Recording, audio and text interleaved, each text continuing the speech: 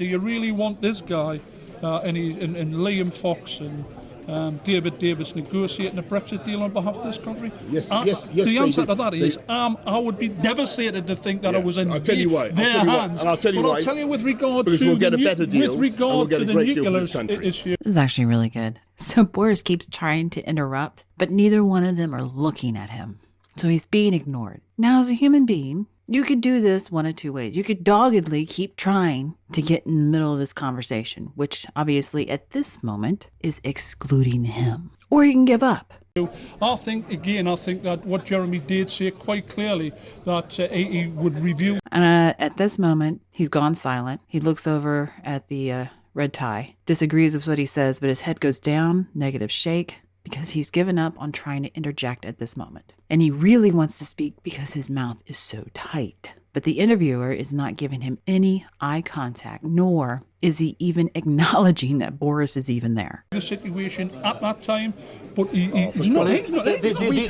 Now, prior to the interviewer talking, he was actually waiting to interject as well. You see that it's like he took that breath in, the mouth kind of closes, and then it opens again, takes another breath to speak, and then it's denied again, and then he eventually gives up on waiting for a break and interrupts. Forgive Boris for not wanting to incinerate millions of people across the globe, like Boris would be quite happy to do. Absolutely. So finally, they acknowledge that he's standing there.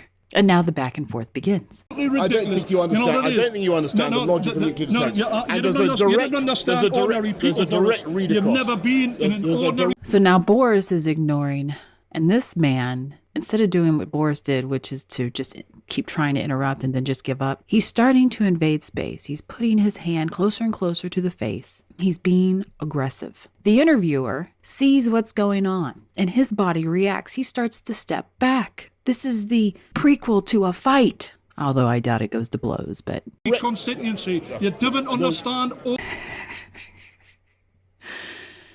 So Boris takes a pause, looks over to him, and because it's such a quick, and the head goes slightly down, and whatever he said at that moment, it's like a brush off. I'm looking at you, knock it off, slide right back. I'm just interested because you've helped coordinate this campaign. Sorry, Boris, just a second. You helped coordinate this Labour. And so now Boris is invading his space with the finger. But unfortunately, he's short, or at least compared to this gentleman. So instead of his hand being at face level, which is where the other guy's hand was, his finger is down towards the belly, which really is non-threatening to a human being anyways. Campaign. And his feebleness Boris, in the Brexit negotiations. Just a second. Sorry, Obviously, you can see the interviewer's bias. First, he was ignoring Boris. Instead of trying to break it up when the hand first went in the face, he backs away, so he's letting the aggressor be aggressive. He comes in a little bit to stop it, pushes them both back. And now Boris, who's getting attention because the other guy isn't speaking over him anymore, he tells Boris to stop. He's shouting in my ear. Well,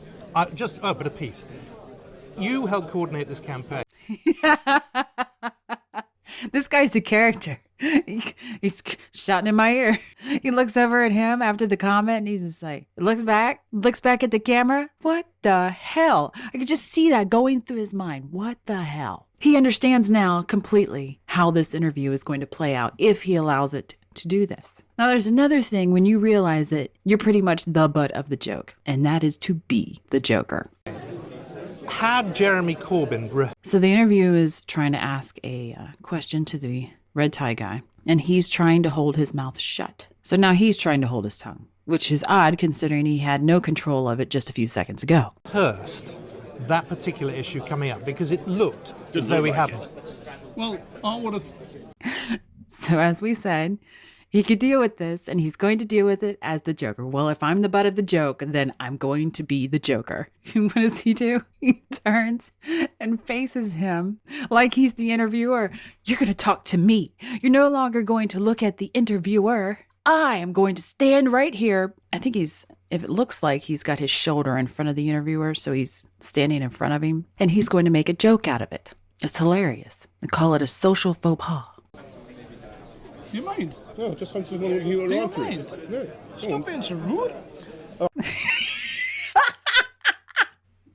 So we have someone who's obviously very aggressive, who is dealing with someone who doesn't have that aggressive ugliness streak, but their only recourse for their personality is to turn it into a joke. And when you have someone who's used to being extremely aggressive and using fight might, so to speak, for their aggression, they don't really know how to interact with someone who's turning it into a joke because it doesn't justify them smacking them. I'm so sorry. Jeremy Corbyn, like any politician worth his salt, on a big evening like this would discuss all the issues. And then the Joker continuously goes out. He's smiling. He's cocking his head, trying to still get in his face, but from a distance. I don't know if you guys ever have seen a fight with Muhammad Ali, but he loved to sit there and when he was in the ring, to dance around them, tease them. And the other person would just, they didn't know how to fight that fight. They're used to somebody coming up, arms up, defending, and then just punch back and forth. For someone to dance and not necessarily try to hit you at that very instant, but to instigate you in. That is what's happening between these two. And apparently the only person that knows it is Boris. And this guy is falling for it like Muhammad Ali's opponents. That would be likely to be discussed. So the answer to that is, of course, he'll have discussed everything and he'll have prepared properly because that's the type of individual he is. And Boris, we should point out, hang on. We should point out that the biggest cheer of the evening went to the lady who said, why are we talking about nuclear annihilation? Absolutely. I think millions of people hearing the news that the British Prime Minister has effectively abdicated the whole point of our nuclear deterrent will be extremely perturbed. It's not just our own country that depends on Britain being strong and being robust in the world. There are plenty of allies we have in NATO around the world who look to us for a lead, who believe greatly in Britain. I think they will have been very disappointed to think that a leader of a major party could be perhaps on the verge of becoming Prime Minister on Thursday of next week with that kind of approach. And I think people in Brussels, listening to what he had to say about the EU, will really have been a bit flummoxed. It is still not clear whether he wants to be inside the single market or outside, whether he wants to be inside the customs union or outside. What he wants to achieve on immigration is still, I'm afraid, a bit of a mystery. Not answer the questions on the public sector, on the fact that the nurses that are keeping the NHS up and running have had a 40% pay cut since 2010 and are using food banks. He's never used a food bank. He's never been to a food bank. Right. Actually, I started. Hang on a second. What I want to do, you should take that Boris, back, old boy. Take it back. No, well, why don't you just sort this out? Hang on a second. Why don't you take it back? Take it back. Why don't you take it back, old boy? Take it back. That's another, I would say that's a political fight technique. I'm accusing you something that is, we'll call it a blatant lie. And usually the opponent, because they don't know how to address a blatant lie, because there's no polite way of just calling someone a liar without you looking just as bad for arguing with someone. And I would say this kind of interaction, take it back, old boy. He kind of humors it. I'm calling you a liar, but I'm not using the word liar. I'm telling you to take it back. And I'm calling you an old boy. I just want to hear. You just pointed in my face. I want to hear from. Let's hear from Jeremy Corbyn. This is what he had to say about that nuclear deterrent. That shit's too funny. And he made a joke about it. There's your Boris Johnson. That's his mentality. He does have a backbone, I will say. And I'm glad we actually got to see this side of the personality and how he interacts with so much aggression.